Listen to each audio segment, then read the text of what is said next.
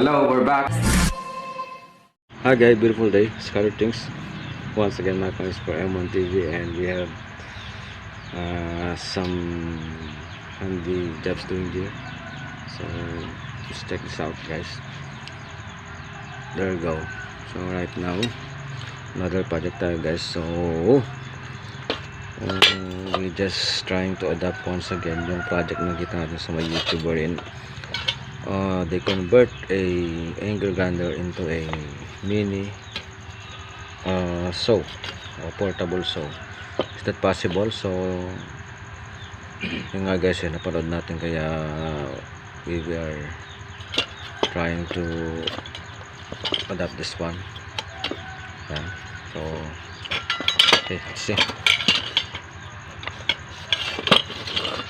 This one is yung cover niya, guys. So cover niya mismo, doon tayo nalagay ng pinaka movable section niya.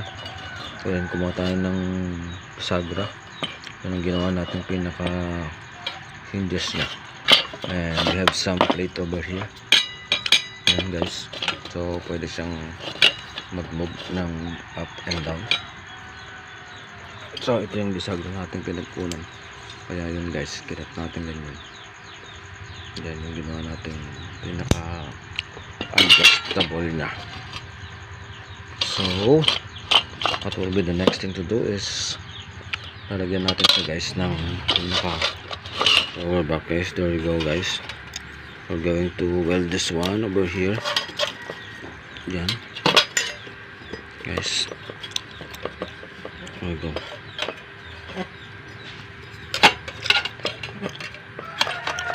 I-weld natin dito yan guys sa may pinaka cover niya na siya magsisilbing stopper niya para sa adjustment. So okay, let's do it.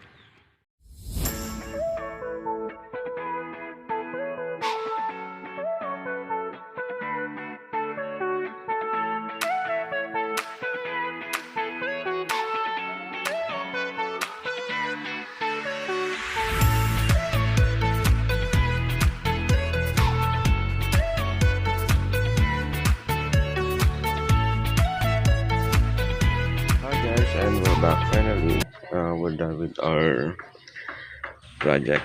We're here. This is a adaptation of YouTube project wherein ginawa natin siya guys, and I think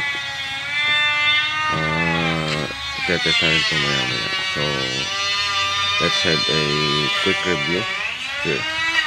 So gumamit tayo ng isang metal plate na medyo katamtaman ng kapal. Then yung pinaka